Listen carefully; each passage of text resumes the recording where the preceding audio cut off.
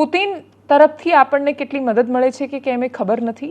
દુનિયામાં ડિપ્લોમસી અત્યારે એવા સ્ટેજ પર આવીને ઊભી છે કે કૂટનીતિક રીતે એક એક લેવાતું પગલું એ દુનિયા માટે ખૂબ મોટો વળાંક આવીને ઊભો રહી જાય છે.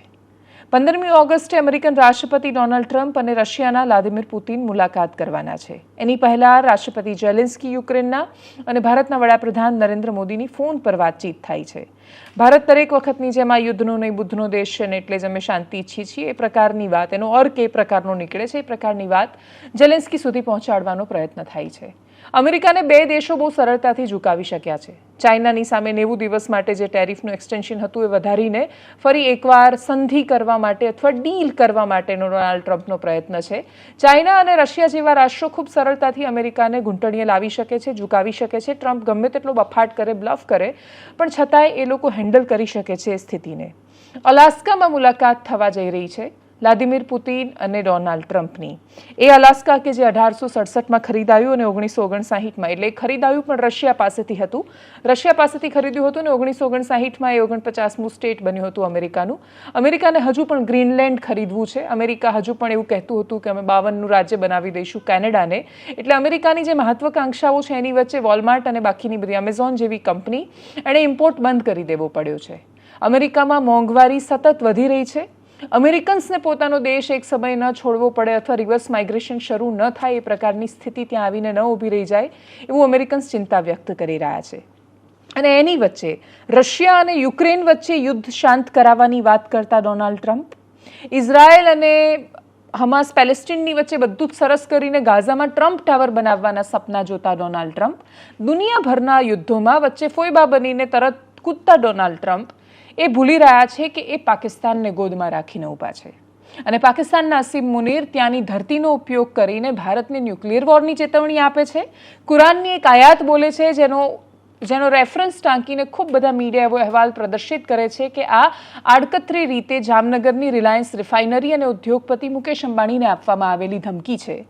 ભારત તરફથી એવું કહેવું પડે છે કે ગમે ત્યારે યુદ્ધ માટે અમે તૈયાર છીએ અને ગમે ત્યારે યુદ્ધની સંભાવનાઓ છે. એક દેશ ન્યુક્લિયર જેની પાસે હોય, ન્યુક્લિયર સત્તા પણ પાકિસ્તાનની પાસે અમેરિકન કૃપાથી છે. અને જો અમેરિકા આ પ્રકારનો જે દેશમાંથી ઓસામા બિન લાદેનને મારે છે એ દેશને એ શાંતિના દૂત માનીને અસીમ મુનીર જેવા વ્યક્તિને, જેને અમેરિકન ડિફેન્સ એક્સપર્ટ પણ કહે છે કે ઓસામા બિન લાદેનનું બીજું સ્વરૂપ છે, એને સરસ મજાનું લંચ ડિનર કરાવે છે, આગતા સ્વાગતા કરે છે અને અમેરિકન ધરતીનો ઉપયોગ કરીને એ ભારતને ધમકી આપે છે. અને આ બધું થાય છે ત્યારે તેના એક્સ NSA જ્હોન બોલ્ટન અલગ અલગ ટીવી ઇન્ટરવ્યૂઝમાં કહી રહ્યા છે કે ડોનાલ્ડ ટ્રમ્પને ખબર નથી કે કઈ આગ સાથે રમી રહ્યા છે. એ પાકિસ્તાનને સમજવામાં થાપ ખાઈ રહ્યા છે. ડોનાલ્ડ ટ્રમ્પ વેપારી છે, એમને દાવ રમવાનો શોખ છે. ડોનાલ્ડ ટ્રમ્પ વેપારી છે, એ કયા ઘોડા પર અત્યારે પોતાનો દાવ લાગી શકે છે અથવા કોણ કઈ રીતે પ્રેશરમાં આવી શકે છે એનો એ પ્રયત્ન કરે છે. અમેરિકા ઈચ્છે છે કે ભારત યુદ્ધમાં જાય. અમેરિકા ઈચ્છે છે કે ભારત અને પાકિસ્તાન વચ્ચે સંઘર્ષ બનેલો રહે. અમેરિકા ઈચ્છે છે કે ભારત અને ચીનની વચ્ચેનો તણાવ પણ યથાવત રહે. અમેરિકા ઈચ્છે છે કે ભારત પોતાની સંપૂર્ણ ઉર્જા અને શક્તિ લડવામાં વેડફી નાખે, એ ખૂબ દબાણમાં આવે અને દબાણમાં આવીને કોમ્પ્રોમાઇઝ કરે. ભારતની સરકાર અત્યારે જે પરીક્ષામાંથી પસાર થઈ રહી છે એ જોતા ખબર નથી કે આવનારો સમય આપણા માટે શું લઈને આવવાનો છે. ડોનાલ્ડ ટ્રમ્પના નિવેદન કે અસીમ મુનીરના નિવેદન કે પછી આપણે જે રીતે પાકિસ્તાનને જવાબ આપવો પડે છે અને પાકિસ્તાન એના પછી આપણને વળતો જવાબ આપીને એવું કહે છે કે તમે કાલ્પનિક વાતો પર રિએક્ટ કરી રહ્યા છો. પાકિસ્તાને આવું કશું કર્યું જ નથી. પાકિસ્તાન તો ખૂબ જવાબદાર ન્યુક્લિયર પાવરવાળો દેશ છે, ખૂબ જવાબદાર પરમાણુ શક્તિવાળો દેશ છે. પાકિસ્તાન આપણને આ પ્રકારના જવાબ આપી રહ્યો છે. એ સ્થિતિમાં અમેરિકા અને રશિયા વચ્ચેની મુલાકાતમાં શું થાય છે? યુક્રેન એ ચર્ચાનો હિસ્સો જ નથી જેની સાથેનું યુદ્ધ બંધ કરવાનો પ્રયત્ન થઈ રહ્યો છે. ઝેલેન્સ્કી કહી રહ્યા છે કે જો મંત્રણા થઈ રહી છે તો ટ્રાયલેટરલ મીટિંગ કરવાનો પ્રયત્ન કરો. પણ માત્ર અલાસ્કામાં અમેરિકન રાષ્ટ્રપતિ અને રશિયાના વ્લાદિમીર પુતિન વચ્ચે મુલાકાત થવાની છે. એ મુલાકાતમાં ઝેલેન્સ્કી તો એ મુલાકાતનો હિસ્સો પણ નથી બનવાના, જેની સાથે યુદ્ધ થઈ રહ્યું છે અને જેની સાથેનું યુદ્ધ બંધ કરવા કે યુદ્ધ વિરામ કરવા માટેનો અમેરિકા દાવો કરે છે કે એ પ્રયત્ન કરી રહ્યું છે. આ સ્થિતિ ખૂબ રસપ્રદ બનવા જઈ રહી છે. રસપ્રદ સ્થિતિમાં ભારત માટે કયા પડકારો આવીને ઊભા રહેશે એના પર નજર રહેશે. આ વિષય પર આવેલી પ્રતિક્રિયા ઉપર કરીએ નજર. So ultimately, I'll have a meeting next week. I had a great relationship with him, considering the fact that, I was not nice to him because of the pipeline. I ended the pipeline. I also gave the javelins. Do you ever hear of a javelin? Javelin is called a tank buster. They say that Obama gave them sheets and I gave them javelins.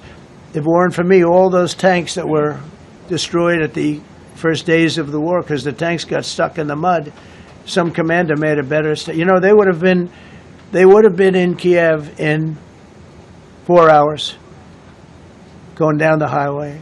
But a Russian general made a brilliant decision to go through the farmland instead. And they just had torrential rains, and the rains were so bad, and it was mud, and those tanks got stuck in the mud. I don't know who that general is, but knowing Vladimir, he's probably not around any longer because all those tanks were stuck in the mud, and they went along with the javelins. I gave them the javelins. You know that, right? I gave them javelins. They gave them sheets. But I'm going to meet with President Putin, and we're going to see what he has in mind. And if it's a fair deal, I'll reveal it to the European Union leaders and to the NATO leaders and also to President Zelensky. I think out of respect, I'll call him first. And then I'll call them after. And I may say, lots of luck, keep fighting. Or I may say, we can make a deal. If not, I will tell you this. I've seen a poll coming out of Ukraine.